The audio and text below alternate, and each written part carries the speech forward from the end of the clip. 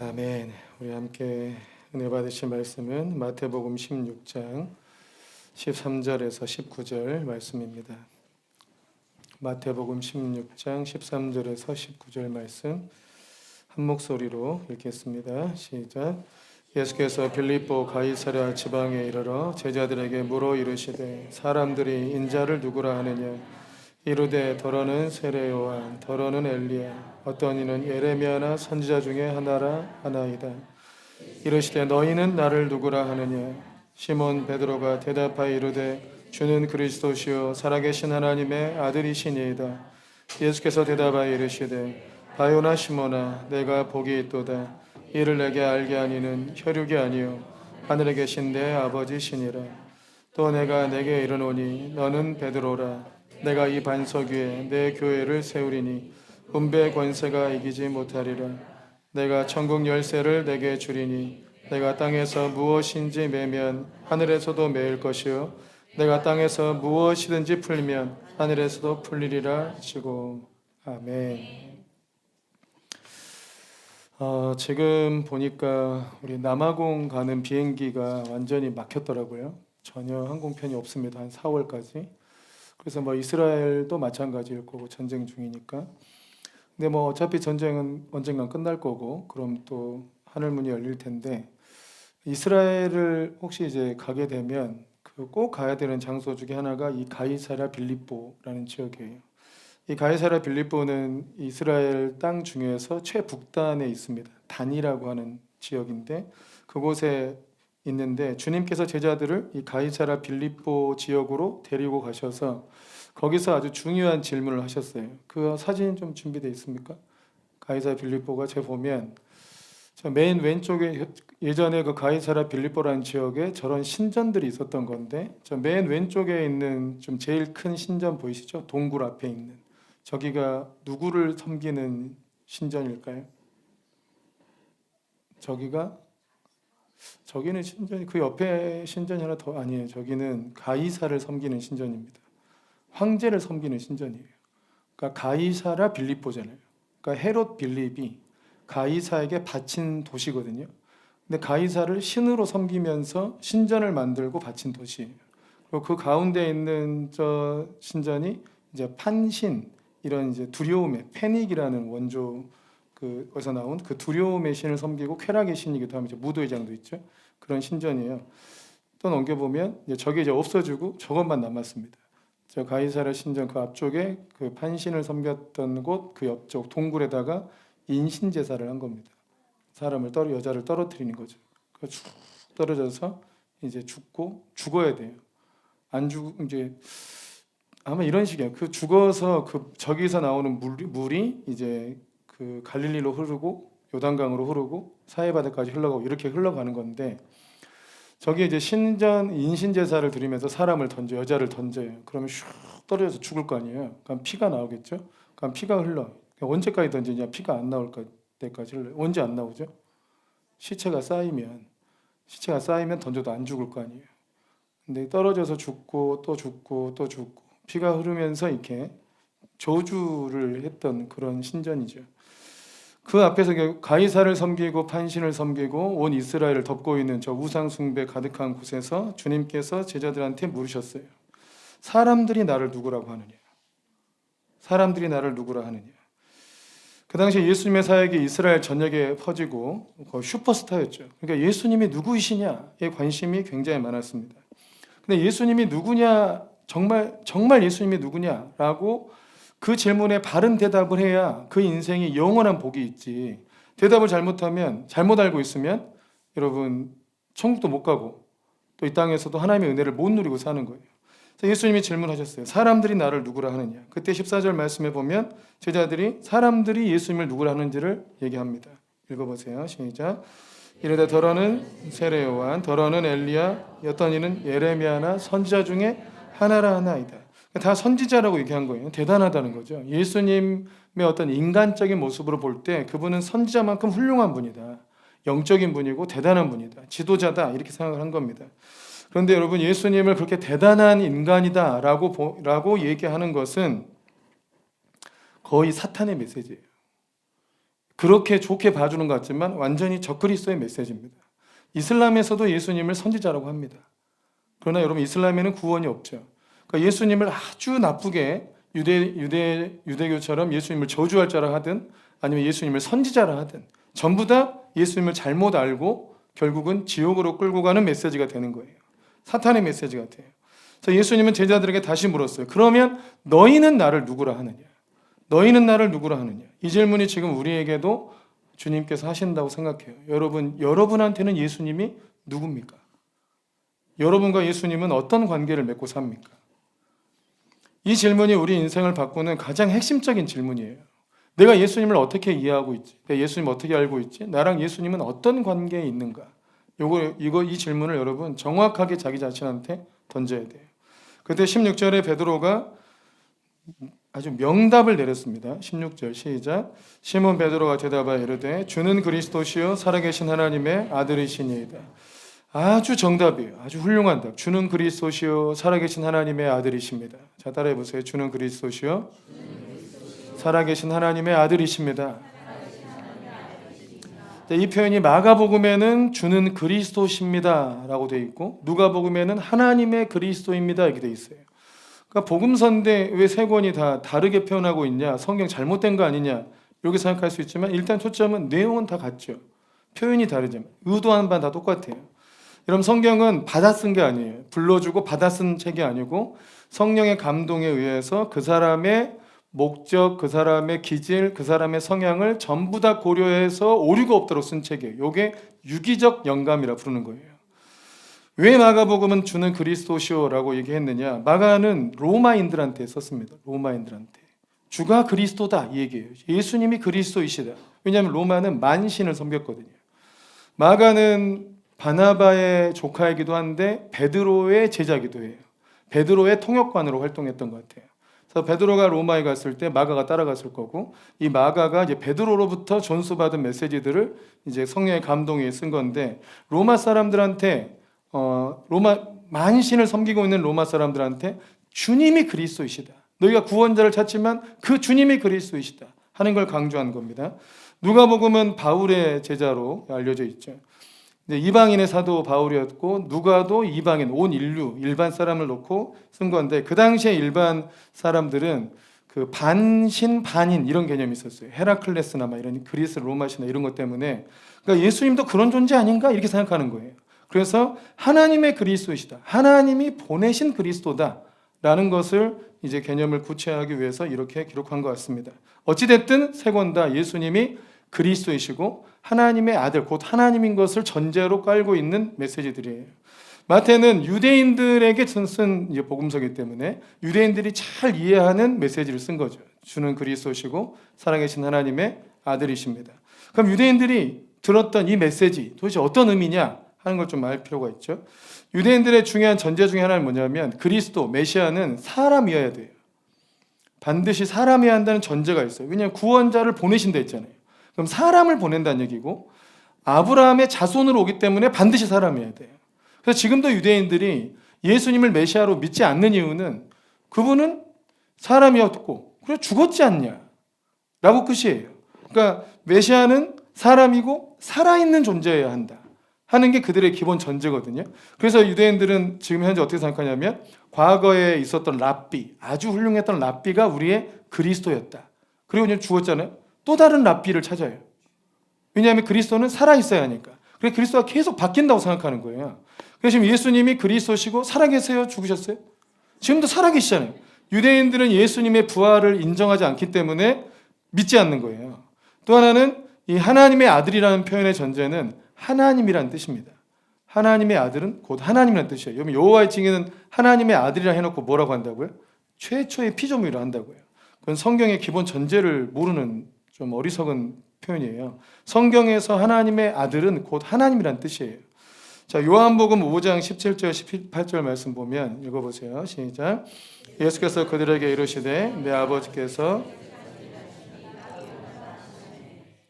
유대인들이 이로 말미암아 더욱 예수를 죽이고자 하니 이는 안식일을 범할 뿐만 아니라 자기의 친아버지라 하여 자기를 하나님과 동등으로 삼으심이로라.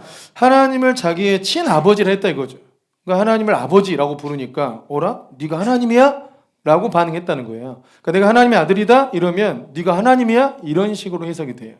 그래서 이들이 안식일에 일한 것뿐만 아니라 하나님을 자기 친아버지라고 해서 자기를 하나님과 동등이라고 얘기했다. 그래서 신성모독이라고 돌로 쳐주기로 한 거거든요.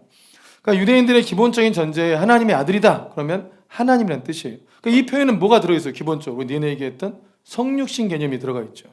하나님이시고 완전한 사람으로 오신 우리의 구원자이시다. 그러니까 완전히 정답이죠. 하나님이 사람 되어 오셔서 지금도 살아계시는 우리의 구원자이십니다. 아멘.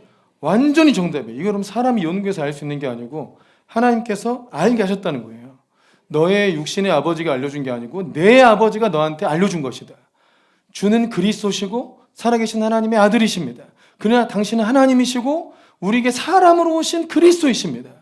기가 막힌 이 하늘의 진리를 얘기한 거예요. 왜냐하면 하나님의 구원의 경륜을 볼 때 이 메시지가 정확한 게 우리 창세기 3장 15절을 보면 읽어보세요. 시작. 내가 너로 여자와 원수가 되게 하고 내 후손도 여자의 후손과 원수가 되게 하리니 여자의 후손은 내 머리를 상하게 할 것이고 너는 그의 발꿈치를 상하게 할 것이니라. 그러니까 여자의 후손을 보낸다. 이 구원자는 여자의 후손이다 라는 창세기 예언이 있죠. 그죠? 구원자는 보내신다는 예언이 있어요. 그리고 창세기 12장에 보면 12장에 아브라함에게 환상을 보여주시면서 하신 말씀이 15장 4절 읽어보세요. 시작. 여호와의 말씀이 그에게 임하여 이르시되 그 사람이 내 상속자가 아니라 내 몸에서 날 자가 내 상속자가 되리라 하시고 5절에 그를 이끌고 밖으로 나가 이르시되 하늘을 우러러 무뼈를 셀 수 있나 보라. 또 그에게 이르되 내 자손이 이와 같으리라. 자손에다가 동그라미 엄청 이렇게 아모레 고추장 발라가지고 막 이렇게 표시를 해놔야 돼. 내 자손이 이와 같다. 그리고 6절에 아브라함이 여호와를 믿으니 6절 아브라함이 여호와를 믿으니 여호와께서 이를 그의 의로 여기시고 자 5절 말씀을 다시 보여줘 보세요. 하늘에 무뼈를 셀 수 있나 보라 라고 보여주시면 수많은 별을 봤을 거 아니에요. 그리고 내 자손이 이와 같으리라. 근데 이 자손이라는 이 국어어법으로 하면 우리나라는 단수 복수를 별로 신경 안 쓰는 그런 게 있어가지고 이걸 영어로 했으면 굉장히 잘못된 표현이잖아요. 그죠? 자손들이 이와 같으리라 이렇게 표현해야 되잖아요. 근데 이건 아주 의도적으로 단수를 쓴 거예요. 실제로 원어에도 자손들이라고 되어 있지 않고 자손이란 단수로 쓰여 있어요. 그래서 이것을 바울 사도가 연구를 하다가 주님을 만나고 주의 계시로 이 성경을 다시 해석을 했어요. 갈라디아서 3장 16절 말씀에 보면 갈라디아서 3장 16절에 시작. 이 약속들은 아브라함과 그 자손에게 말씀하신 것인데 여럿을 가리켜 그 자손들이라 하지 아니하시고 오직 한 사람을 가리켜 내 자손이라 하셨으니 곧 그리스도라. 그러니까 아까 5절에 15장 5절에 내 자손이 이와 같으리라 했을 때 일부러 자손들이라고 쓰지 않고 자손이란 단수가 쓰여져 있는데 왜 이렇게 썼냐? 그 자손은 아브라함의 자손이 굉장히 많을 것이다 라는 얘기뿐만 아니라 자손이 너에게서 날 것이다 라고 했는데 그 자손이 누구다? 그 자손이 예수 그리스도를 가리킨다. 다시 말하면 너의 자손으로 그리스도가 가신다 라는 말씀을 하려고 했다는 거예요. 지금 이해하세요? 네. 아브라함의 자손으로 그리스도가 나신다. 그러니까 아브라함 자손으로 오시니까 사람으로 오시는 거죠. 그래서 아브라함이 뭘 믿었을까요? 그걸 믿은 거예요. 내 자손으로 그리스도께서 오신다. 이걸 믿은 거예요. 아멘이십니까? 아브라함의 자손으로 오시는 그가 그리스도이시다. 아멘. 그럼 우리가 믿는 예수님은 아브라함 자손이에요, 아니에요? 한국 사람 아닙니다. 유대인입니다. 그럼 우리나라에서 일어난 자기가 메시아를 했던 인간들은 다 한국 사람이잖아요. 아브라함 자손으로 오셔야 되고 여자의 후손으로 오시는 그 메시아는 유대인이에요. 유대인. 다시 오실 주님은 유대인이에요? 아니에요? 그분도 유대인이에요. 그 유대 땅으로 오세요. 한국에서 나신 분이 아니에요. 아멘. 어디 중국에서 나신 분도 아니고 그럼 동방에서 오신 분이 아닙니다. 성경에서 동방은 지금 이란 거기입니다. 우리나라가 아닙니다. 그 자손이 누구냐 이거죠. 요한복음 8장 56절에 보면 요한복음 8장 56절에 시작. 너희 조상 아브라함은 나의 때 볼 것을 즐거워하다가 보고 기뻐하였느니라. 예수님이 하신 말씀이거든요. 네 아브라함이 나의 때 볼 것을 즐거워하다가 보고 기뻐했다. 그러니까 예수님께서 자신의 후손으로 날 것을 알고 기뻐했다는 거예요. 아멘이십니까? 그러니까 아브라함은 자신의 후손으로 오실 그리스도를 보고 믿고 구원받은 거고, 우리는 아브라함의 자손으로 오신 그 예수님을 믿고 구원받은 거예요. 아멘. 이게 얼마나 중요한 얘기인지 몰라요. 하나님의 경륜을 싹 포함한 말이에요. 주는 그리스도시고 살아계신 하나님의 아들이십니다. 하나님의 경륜이 뭐냐? 에베소 1장에 보면 에베소 1장 3절부터 한번 읽어보세요. 시작. 찬송하이로다 하나님 곧 우리 주 예수 그리스도의 아버지께서 그리스도 안에서 하늘에 속한 모든 신령한 복을 우리에게 주시되 곧 창세전에 그리스도 안에서 우리를 택하사 우리로 사랑 안에서 그 앞에 거룩하고 흠이 없게 하시려고 그 기쁘신 뜻대로 우리를 예정하사 예수 그리스도로 말미암아 자기 아들들이 되게 하셨으니 이는 그가 사랑하시는 자 안에서 우리에게 거저 주시는 바 그의 은혜의 영광을 찬송하게 하려는 것이라. 우리는 그리스도 안에서 그의 은혜의 풍성함을 따라 그의 피로 말미암아 속량 곧 죄 사함을 받았느니라. 이는 그가 모든 죄와 총명을 우리에게 넘치게 하사 그 뜻의 비밀을 우리에게 알리신 것이요 그의 기뻐하심을 따라 그리스도 안에서 때가 찬 경륜을 위하여 예정하신 것이니 하늘에 있는 것이나 땅에 있는 것이 다 그리스도 안에서 통일되게 하려 하심이라. 여러분 이 구절이 하나님의 경륜을 쏘는 구절인데 하나님의 구원과 모든 마스터 플랜을 쏘는 거예요. 제일 많이 반복된 구절이 뭐예요? 뭔 생각은 하면서 보시는 거죠? 여기서 계속 반복적인 표현이 뭐예요? 놀랍게 그리스도 안에서요. 전부 그리스도 안에서. 다시 봐보세요. 3절 봐보세요. 3절에 그리스도 안에서 있죠. 그리스도 안에서 하늘에 속한 신령한 복을 주시고, 4절에 그리스도 안에서 우리를 택하셨죠. 5절에도 그리스도로 말미암아 자기 아들들이 되게 하셨고, 6절에는 그가 사랑하시는 자 안에서, 이것도 그리스도 안에서고, 7절에도 그리스도 안에서, 8절만 빼고 9절에 그리스도 안에서 때가 찬 경륜을 위하여, 9절에 또 그리스도 안에서, 10절에 그리스도 안에서, 이런 매 구절마다 그리스도 안에서, 그리스도 안에서, 그리스도 안에서 하나님의 구원의 목적은 전부 예수 그리스도 안에서 그분만이 구원의 길이다.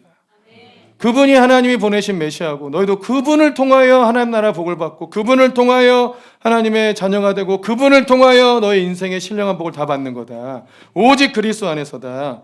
아멘. 어머니 하나님 안에서,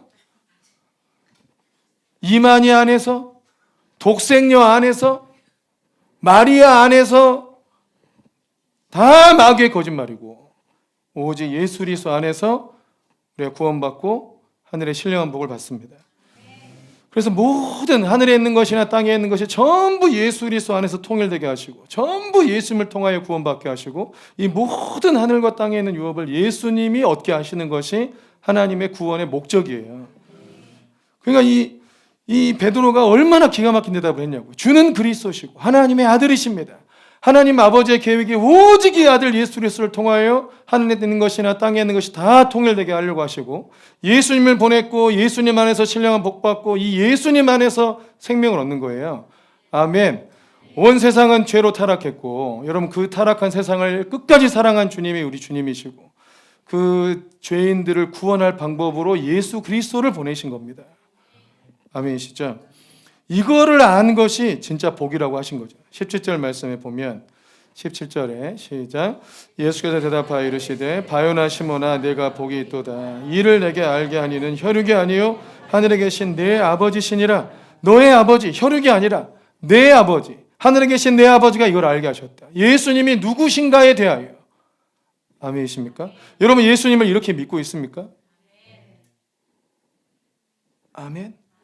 진짜 주는 그리스도시고 살아계신 하나님의 아들이라고 믿고 계십니까? 여러분 사람의 말을 통하여 들었을 수는 있으나 여러분 그걸 믿는 것은 하나님께로부터 온 은혜예요.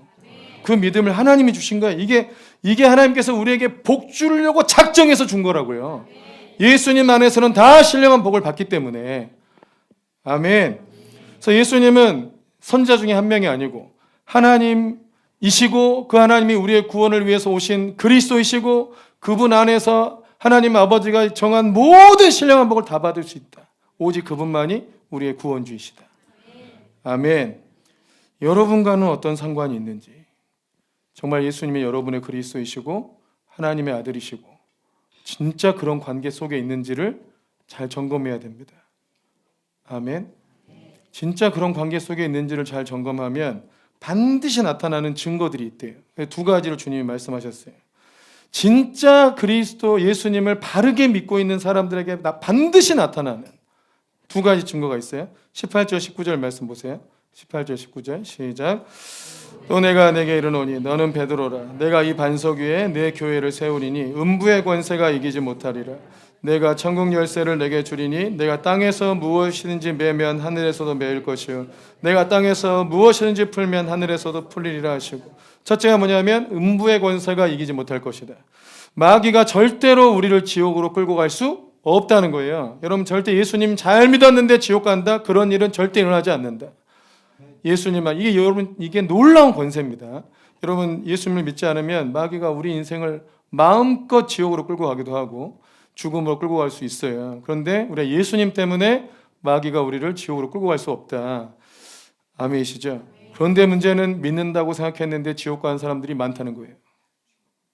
문제는 정말 예수님을 믿으면 절대로 지옥 갈 일이 없는데 예수님을 잘못 믿고 있다는 거고, 그 믿음이 가짜인 사람이 많아요. 성경에서도 믿음이 잘못되어 있는, 믿음이 가짜인 사람들에 대하여 여러 경고를 하셨어요. 마태복음 7장을 또 읽어보세요. 마태복음 7장에 20절부터 23절 말씀을 보면, 자, 찾아보세요. 이러므로 그들의 열매로 그들을 알리라. 주여 주여 하는 자마다 다 천국에 들어갈 것이 아니요 다만 하늘에 계신 내 아버지의 뜻대로 행하는 자라야 들어가리라. 일단 주여 주여 하는 자마다 다 천국에 들어가는 것이 아니다. 그러니까 기도 많이 한다고 천국 들어가는 건 아니다. 기도 많이 하는 건 굉장한 유익이 있지만 그게 천국 들어가는 조건은 아니다. 아멘이십니까? 또 그날에 많은 사람이 나더러 이르되 주여 주여 우리가 주의 이름으로 선자 노릇도 하고 주의 이름으로 귀신도 쫓아내고 주의 이름으로 많은 권능을 행하지 않았습니까? 근데 23절에 내가 밝히 말하되 내가 너희를 도무지 알지 못하니 불법을 행하는 자들아 내게서 떠나라 했어요. 그러니까 많은 성령의 능력으로 사역을 해도 천국 들어갈 수 있는 조건은 아니다 이거예요. 그럼 우리가 착각하면 안 돼. 이런 종교적인 어떤 활동과 사역을 통하여 내가 구원받은 게 확실해 라고 생각하면 안 된다는 거예요.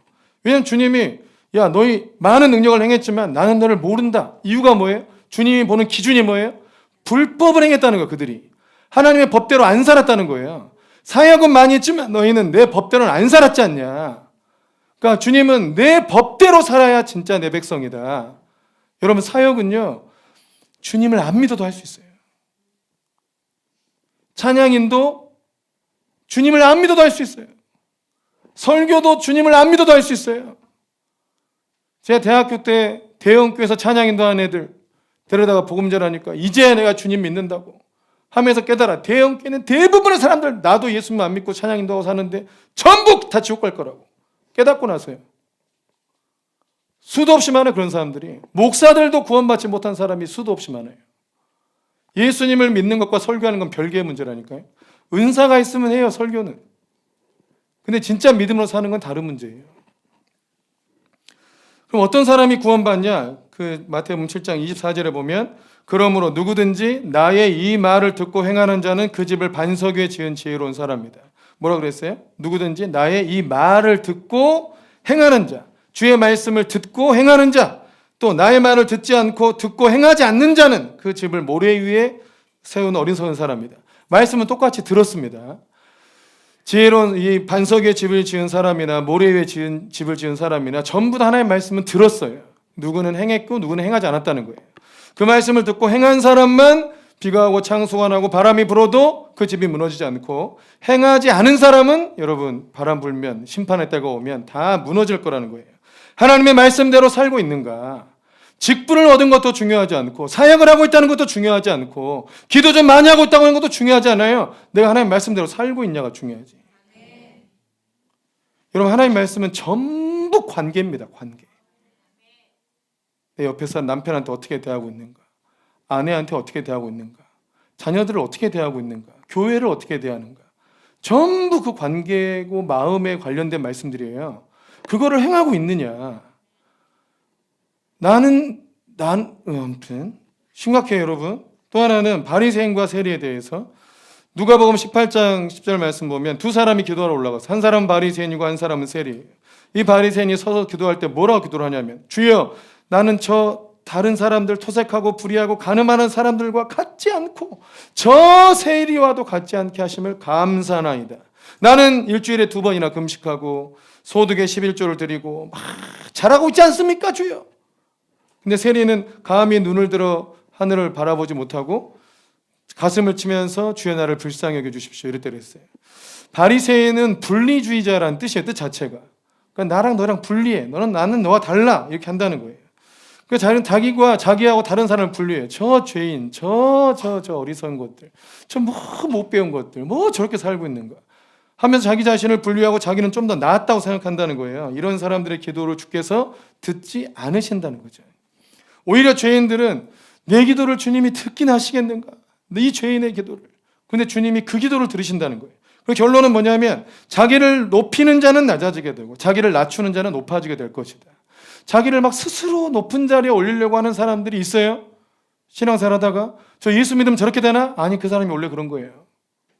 예수님 믿으면 겸손해져요. 한 교회, 전에 있던 교회에 산 장로님이 정말 자신을 스스로 높이는 장로님이 있었다니까요. 자기는 장로님, 저는 목사, 김 목사, 장로님이 얘기하잖아. 네? 김 목사 잘 들어. 장로님이 기도해 주고 있어 지금. 기도를 좀 더 해야 돼 우리 김 목사. 내가 사랑하니까 하는 얘기야. 심지어 담임 목사님한테까지. 백 목사 다니면서 이런 장로님이 있었어요. 근데 이 장로님이 잠시 낮아진 모습을 보였어요. 잠시. 거의 7년째가 되면 장로 재신임 투표를 했어요. 재신임 투표를 하니까 몇 표가 나왔을까요? 그 성도들한테도 그래서 권사를 다 자기를 따르는 권사들이 있어요. 장로님 막 이렇게 누가 막 녹음해 자기 방은 녹음해 갖다 주면 내가 막 통역해 준다고. 진짜 그런 아니 사람이 어떻게 그럴 수 있지? 교회 카페에서 막 이렇게 하는 분이야. 진짜 어이가 없어. 또 뭐 어서 소리 갖고 와가지고 김 목사 이래봐 김 목사 이래봐. 네네 장로님 가면 신령한 일반 신학이랑 다르다고. 이 신령한 걸 내가 아무나 이해 못하는 내 김 목사 영적이니까 준다고. 아니 괜찮습니다 장로님. 아니 김 목사 내가 사랑해서 제 그 장로님 아들하고 친구거든요. 그러니까 이제 나는 친구 아들이니까 아들의 친구니까 뭐 그러려니 했어. 근데 모든 목사들은 다 이렇게 하는 거예요. 재신임 투표를 했는데 이분은 자기가 100%가 나올 걸 생각했던 것 같아요. 근데 7표가 반대를 한 거예요. 얼마 안 되잖아요. 7표. 대단해 지지율도. 7표가 반대 나왔더니 이분이 충격을 먹어서 거의 99% 나온 거거든요. 충격을 먹은 거야. 아니 7명이나 나를 반대하다니.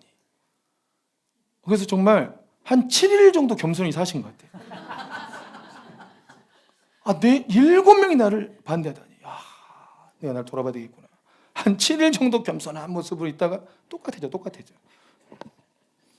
그 장로님 수석 장로님이었어요. 돌아가셨어요. 교회에서 담임 목사님이 장례 광고도 안 했어요. 돌아가셨다고 광고도 안 해요. 장례식 가지도 않았어요. 아무도 안 갔어요. 그 99% 찍어준 분들도 안 갔어요.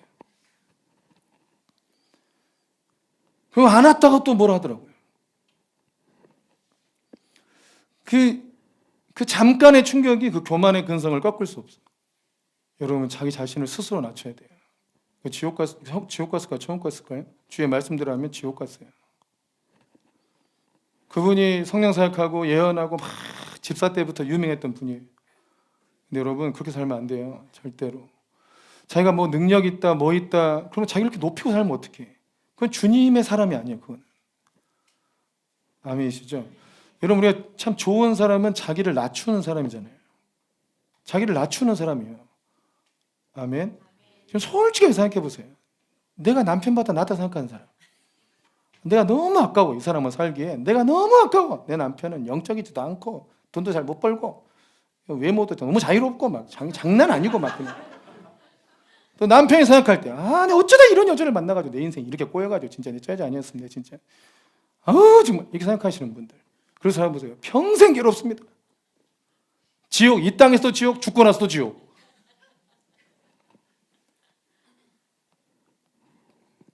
옆에 분한테 얘기하세요. 당신이 그런 거 아니에요?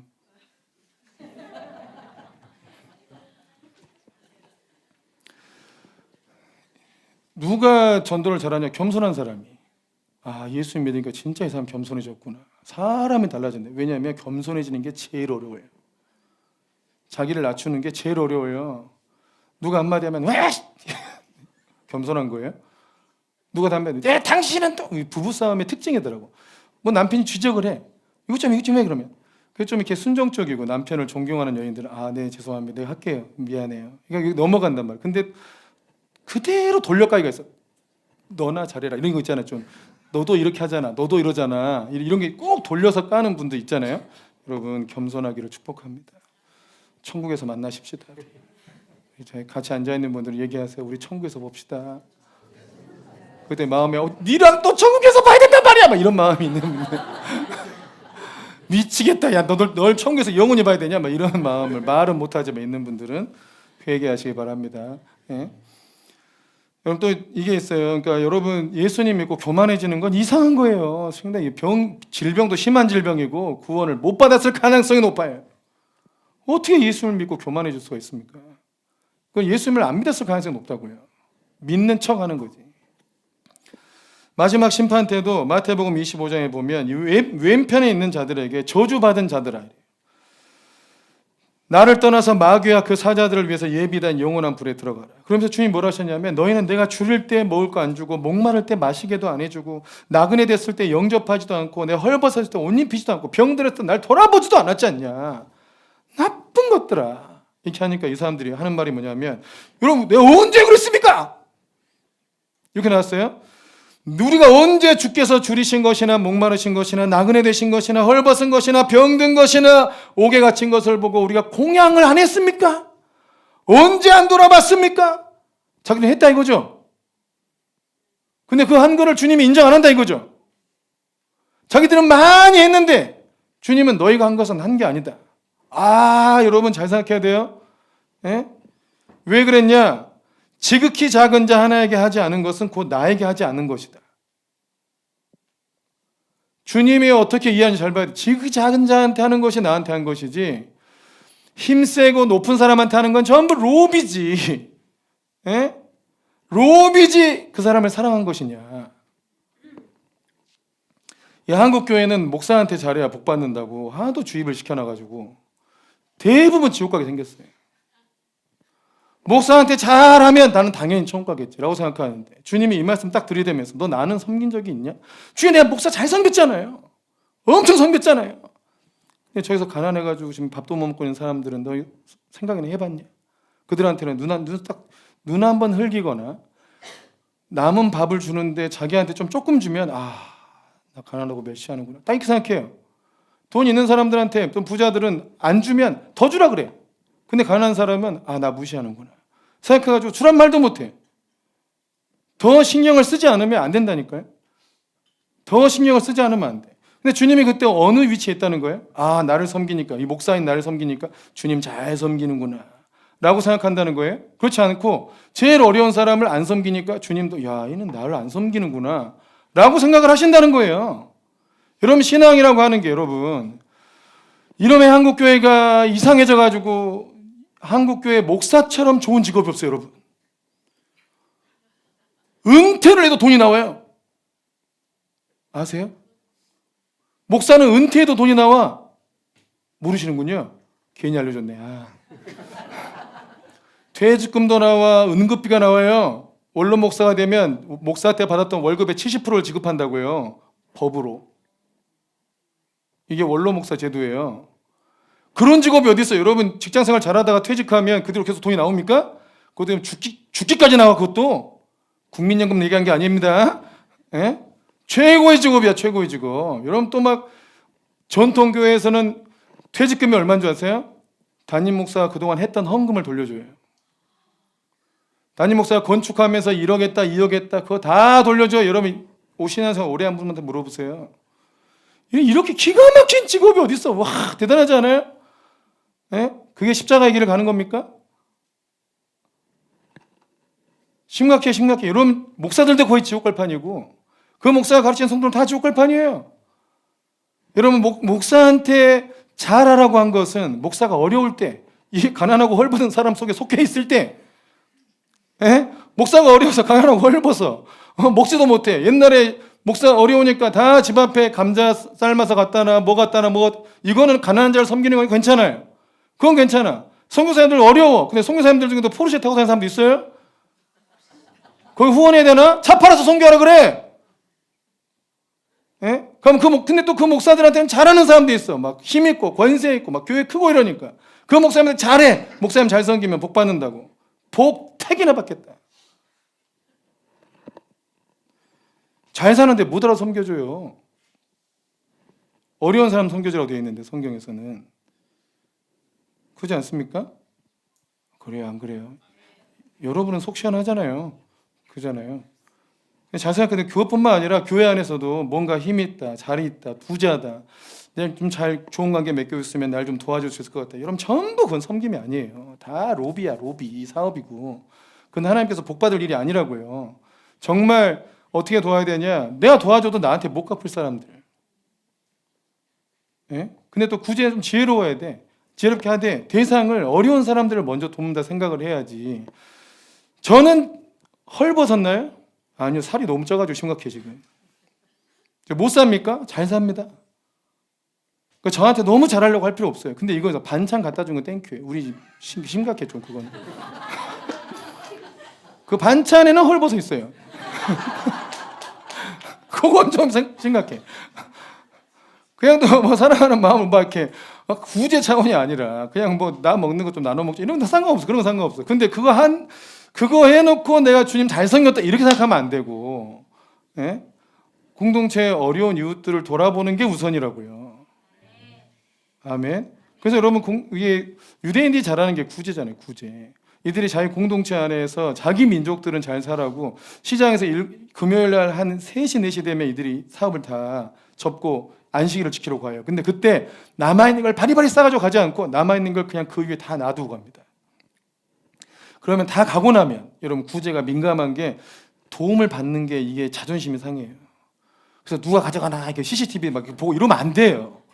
그런 거 없어. 그런 거. 다 나가고 나면 아무도 없을 때 그때 가난한 사람들이 들어와서 필요한 대로 가져가요. 그러니까 누가 가져가는지 모르는 거예요. 그거를. 일본 남겨놔. 막 우리나라는 막 한 톨까지 다 줍잖아요. 근데 여러분 그러지 않고 가져가라고 냅둬요. 예? 그러고 나면 그러고 또 이제 아예 그 유대인이 아닌 사람들을 위한 구제를 그 다음에 또 해요. 조금씩 모아가지고. 그럼 유대 공동체에서 누가 유대인으로 들어온다. 그러면 일단 가난하고 힘들잖아요. 그럼 그들을 도와줘. 너 미용 기술 있으면 미용해. 그리고 일부러 거기 가서 다 머리 잘라. 일부러. 왜 그 사람들 세워줘야 되니까 일단은 자리 잡도록. 머리 이상하게 나와요. 머리 마음에 안 들게 잘라. 이상하게 나와. 근데 일부러 가는 거야. 계속 거기를 살려주려고. 그래서 자리 잡으면 나온다고요. 얼마나 괜찮습니까? 여러분 그게 내가 더 마음에 들게 자를 수도 있고 어디 가면 좀 돈 더 주고 좋은 게 자를 수도 있어. 그런데 그거를 내 멋을 더 위주로 하지 않고 지체를 살려주자. 지체를 도와주자. 이걸 우선으로 하는 거예요. 어디에 주님이 복을 더 주겠어요? 벌을 내려도 너는 센 불을 때릴 거야. 너는 좀 살살 때리고 이러지 않겠어요? 주님이 이 지체들이 서로를 돌아보고 서로를 사랑하는 이걸 보고 주께서 벌을 내려도 살살 내릴 거라고 아마도. 그게 헤아림이니까. 그래서 여러분 주님을 믿으면 반드시 천국을 간다. 근데 믿음이 이상한 사람들이 있다. 성경에서는 믿음이 이상하면 천국을 못 간다고 딱 선을 그었어요. 아멘이십니까? 그래서 여러분 제대로 신앙생활을 할 거면 자기를 낮춰야 돼요. 스스로 계속 낮춰야 돼. 여러분 배우자 앞에서 자기 높이지 마세요. 예언하는데 독거노인 될 겁니다. 배우자한테 잘하세요. 예? 배우자한테 잘못하면 자식들도 안 돌아봐요. 예? 뭐 자존심 세우고 앉았어요. 자기를 낮추라고요. 자기를. 그래야 자녀들이 다 보고 우리 아버지 고생했구나, 우리 어머니 고생했구나 하고 자녀들이 다 나중에 돌아봐 주지만 서로 막 자존심 때문에 싸운 부모들 자식도 안 돌아본다고요. 교회에서 자기를 낮춰야 돼요. 그래야 어려울 때 다 도와줍니다. 교회에서 자기를 높이고 살면 어려운 순간에 누가 도와주려고 그럽니까? 도와주면서도 기분이 나빠. 여러분 자기를 낮추는 게 구원의 길이 됩니다. 또 예수님 믿으면 자연스럽게 자기를 낮추게 되고 어려운 사람들 돌아보세요. 여러분 구제, 의로움이란 뜻, 우리가 의인 됐잖아요. 의의 뜻은 구제란 뜻이에요 원래. 그 성경에서는 의인의 증거가 뭐냐? 구제하는 것이다. 너희가 구원받았다면 구제하는 자가 되는 것이 당연하다. 너희가 하나님의 은혜를 입었다면 은혜를 흘려보내는 게 당연하다. 그 다른 사람을 돕고 섬기고 다른 사람을 세워주는 게 당연한 그리스도인의 삶이라는 거예요. 여러분 이게 교회 성도들이 이런 모습이 없다, 이걸 당연하게 여기지 않는다, 이걸 의무화되지 않는다, 뭐 지옥 갈 가능성이 높아요. 구원받은 증거가 없잖아요. 증거가. 또 하나 중요한 이 예수님을 바로 믿는 사람들의 증거는 천국의 열쇠를 갖게 된다는 거예요. 여러분 이게 기도군요. 기도. 하늘문을 열고 닫을 수 있는 권세가 이 바른 믿음을 가진 사람한테 하나님이 줘버렸다는 거예요. 여러분 모든 것은 영적으로 먼저 열리면 열리게 돼 있습니다. 영적으로 닫히면 그것도 닫힙니다. 그러니까 영적인 게 먼저예요. 아멘이십니까? 영의 세계가 먼저 이루어져야 돼요. 그러니까 하나님께서 응답하면 이 땅에서 이루어지게 돼 있어요. 우리가 아무리 애를 써도 주님이 닫아버리면 안 되게 돼 있어요. 그러니까 먼저 하나님께서 허락을 해줘야 되고 먼저 영적으로 뭐가 열려야 돼요. 아멘이시죠? 그러니까 성경에서 볼 때 전쟁할 때 먼저 제사를 지내요. 근데 불로 응답해주면 이 전쟁은 우리가 아무리 열세여도 이긴다 하고 믿은 거예요. 주님이 이긴다 했으면 우리는 이기는 거다. 근데 아무리 자기가 힘이 좋아도 주님이 막아버리면 싹 다 죽어버려요. 그러니까 하나님의 일이 하나님 나라의 문이 먼저 열려야 이 땅에서도 잘 된다는 거예요. 근데 그 문을 열고 닫는 권세가 누구한테 있다는 거예요? 하나님께 있다는 거예요? 예수님께 있다는 거예요? 아니요, 우리한테 있다는 거예요. 예수님을 믿는 자한테. 이걸 기억해야 돼요. 예수님을 바로 믿는 자한테 천국 열쇠를 주셨다고 돼 있잖아요. 열쇠를 줬으니까 주님이 열어줘, 안 열어줘요? 주님이 안 열어줘요. 우리가 열어야 주님이 여는 거예요. 이 기가 막힌 특권이 기가 막힌 특권. 그래서 여러분 기도를 해야 되는 거예요. 여러분 주님이 우리한테 천국 열쇠를 주셨다. 와, 하늘문을 열고 닫는 권세를 나한테 주셨다. 그럼 여러분 우리는 어떻게 해야 돼? 기도를 안 하면 직무유기죠. 왜 이렇게 인생이 힘든가? 내가 하늘문을 안 열고 있어가지고요. 왜 이렇게 일이 안 풀어지나? 내가 하늘문을 안 열고 있잖아요. 예? 혹은 내가 닫았을 수도 있어요. 내가 문을 닫아버린다니까 내가. 나는 부자로 살기 싫어! 문 닫는 거예요 그게. 예? 이게 기도한다고 되겠어? 그럼 문 닫는 거예요. 그렇게 기도하는데 주께서 그렇게 마음 먹고 있는데 어떻게 하나님 복을 주겠어요? 자기가 하나님 나 주님 믿고 주님 내게 복을 주실 줄로 믿습니다 하고 마음을 열어야 되는데. 아멘. 저는 올해 진짜 하나님께서 그 기가 막힌 은혜를 주실 거라 생각하는데 베를린 장벽이라고 쟤네들 한번 아세요? 베를린 효과? 베를린 장벽의 효과. 동독 서독에 가로막던 베를린 장벽이 절대 무너지지 않을 거라고 그 당시 모든 사람이 다 생각했어요. 모든 사람이. 그런데 정말 우연찮은 한 장관의 실수로 그게 무너져 버린 거예요. 정말 아무도 몰랐는데. 그래서 베를린 장벽이 딱 무너졌어요. 기가 막힌 일이. 절대 일어날 수 없을 거라 생각했던 그 일이 딱 일어났어요. 그래서 독일의 경제가 짧은 기간 안에 그 독일 지수가 2배, 3배로 엄청 오릅니다. 경제가 엄청 발전해요. 그때 딱 깨닫고 야 진짜 장벽이 무너질 수 있다. 아무도 생각 안 하는데 혼자 생각한 그 사람만 독일 지수 투자해가지고 돈을 엄청 벌어요. 근데 우리나라도 코스피가 3,000 절대 못 넘을 거라 했는데 지금 6,000 찍고 내려온 상황이에요. 절대 안 될 것 같은 일이 일어난 시대를 우리가 지금 살고 있어요. 그죠? 또 하나 지금 왕과 사는 남자 지금 1,000만을 넘어갔어요. 장항준이 자기가 인터뷰하면서 이게 1,000만 넘어가면 내가 성을 간다. 또 뭐라 해서 나 성형수술한다. 이 나라를 떠난다. 온갖 공약을 다 걸었어요. 자기도 생각한 거야. 절대 그런 일은 일어나지 않는다고. 근데 절대 일어나지 않을 그 일이 일어나 버렸잖아요. 그죠? 저는 여러분 그게 눈치가 있어야 돼요. 여러분 믿음 없으면 뭐라도 있어라? 눈치라도 있어라. 지금 하나님께서 우리나라에 하신 일이 절대 일어나지 않을 것 같다고 생각했던 그 일이 일어나고 있는 해가 된 거예요. 예? 저는 그 중에 중요한 게 저는 통일일 수도 있다 생각해요. 여러분 이란이 무너지고 베네수엘라가 무너졌습니다. 김정은이 벌벌 떨고 있다니까요. 원래 이 아저씨 생각할 때 이 트럼프 아저씨 장난 아니다 생각하지 않겠어요? 지하 60m에 숨어 있는데 막 100m 밑에까지 때려버리고 한순간 다 죽여버리는 지금 막 이란 아주 그냥 초토화 시켜놔서 완전히 나라가 다시 살아나기도 힘들게 무서운 아저씨예요. 그럼 김정은이 얼마나 쫄고 있겠냐고요. 우리나라 통일된다는 예언이 20년째 30년째 지금 계속 있는데 안 되고 있잖아요. 그러니까 생각하다 보니까 통일은 절대 안 된다 이렇게 생각하는 거예요.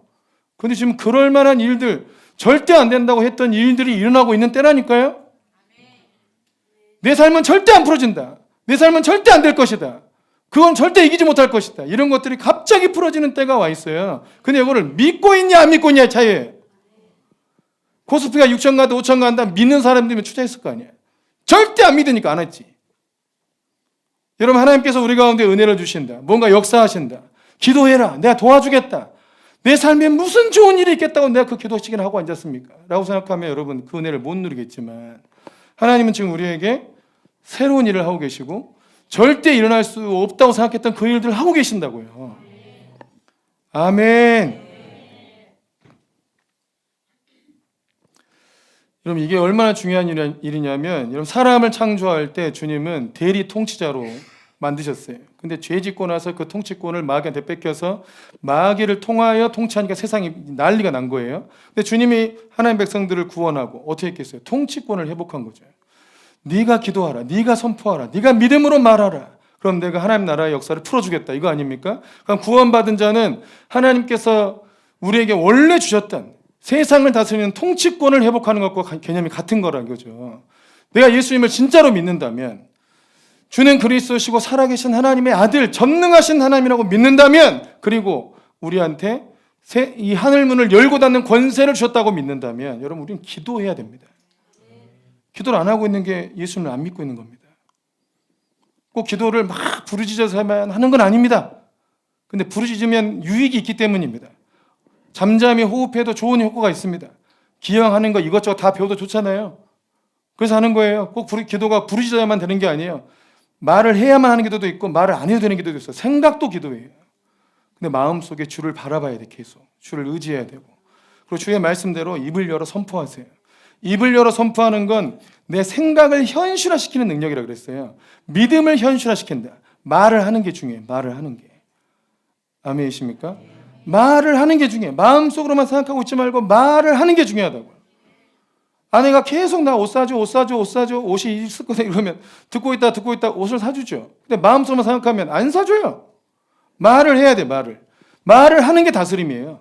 근데 기도하면서 말하고, 또 평소에 다니면서도 믿음대로 선포하고, 불가능한 일이 나타나는 시즌이 왔다. 내 삶에서도 꿈만 꾸고 절대 이루어지지 않을 거라고 생각했던 그 일이 나타나게 될 것이다. 아멘. 그걸 믿어야 돼. 그걸 선포해야 된다고요. 하나님께 불가능이 없잖아요. 그럼 실제로 우리는 진짜 기적의 삶을 살고 있어요. 우리 문원근 성도님 어땠어요? 다 죽은 사람이었어요. 근데 완전히 살아났잖아요. 근데 아프게 살아난 것도 아니야. 계속 몸이 좋아지잖아요. 기적 같은 일이 났죠. 눈에 꿀 떨어지게 사세요. 아니, 주님의 예배하신 게 여기까지가 아닙니다. 이건 시작도 안 한 겁니다. 죽어가는 사람 살려놓고 좀 살만한, 요거 하려고 주님이 죽어가는 사람을 살렸겠습니까? 예? 시작도 안 한 겁니다. 예? 믿어야 돼요. 하나님께서 우리 가운데 행하실 일들을 믿어야 돼요. 그래서 여러분 기도해야 돼요. 아멘이시죠? 기도를 안 하고 있으면 문제가 생기는 거예요. 직무유기해야 돼, 직무유기. 우린 다스리는 권세가 있으니까. 예수님을 믿으시죠? 주는 그리스도시고 살아계신 하나님의 아들이시다. 이 어마어마한 주님을 내 주님으로 모시고 산다. 그리고 주님은 너 말해라, 너 요구해라. 그러면 권세가 네한테 있다. 하늘문 열고 닫는 거 네한테 다 있다. 아멘. 그래서 여러분 이거 선포할 때 이렇게 하세요. 하늘문이 열릴지어다. 명령하고 선포하세요. 하늘의 기름 부음이 풀어질지어다. 하늘의 은사가 풀어질지어다. 하나님의 영광이 풀어질지어다. 재정의 복이 막 풀어질지어다. 선포해야 돼. 말하면서 생각을 고쳐야 돼. 마음도 고쳐야 되고. 아멘이세요? 이렇게 선포해서 기도를 해보세요. 기도가 그냥 잘 돼요. 하늘문 열린 것처럼 막 임한다고요. 여러분이 좀 민감해지면 이게 부어지고 안 부어진 것도 느낄 수 있어요. 민감한 사람들은 금방 느껴요. 와, 진짜로 부어지는구나. 하늘문이 열리라고 선포하는 거, 성령의 능력이 풀어지라고 선포하는 거, 하늘의 재정이 풀어지라고 선포하는 거, 또 머리에 좀 띠랑 같다. 지혜가 부어지라고 선포하세요. 아멘. 내 머리는 왜 이렇게 안 열릴까? 여러분 머리가 열리는 시기가 있잖아요. 그죠? 저도 그걸 몇 번 경험했어요. 머리가 열리는 시기가 있다니까요. 교회 선포하세요. 내 머리 열어주라고. 하늘의 지혜가 부어지라고. 딱 보면 깨달은 통찰력이 오라고. 선포하라고요. 여러분 이게 하나님께서 당신의 자녀들에게 생명까지 주고 그 모든 은사를 다 은사로 주시지 않겠느냐. 우리 하나님은 아낌없이 다 준다 그랬어요. 이게 권세를 줬다는 거예요. 권세를 다 준 거예요. 아멘이시죠? 아멘이시죠? 여러분 이게 옛날에 모털 도사 만화 보면 누더기 도사가 모털이한테 머리 하나 세우는 거 알려줬습니다. 그게 뭐예요? 그게 다 준 거예요. 머리만 세우고 생각한 대로 다 되는 거예요. 머리만 세우면 말한 대로 다 이루어져. 모든 도수를 다 전수해 줬어요. 여러분 주님이 우리를 사랑하고 생명 주고 기도의 능력과 권세를 주신 것이 여러분 다 준 거예요. 기도하면 주님이 일하시잖아요. 내 이름으로 기도하면 내가 시행한다고 약속했잖아요. 그래서 우리 기도는 약하지 않습니다. 여러분도 약하지 않습니다. 여러분이 예수님 믿고 진짜 믿음이 있다면 약한 사람들이 아닙니다. 여러분의 입술을 가볍게 여기지 마세요. 그리고 그 입술을 사용하세요. 아멘. 찬양하겠습니다.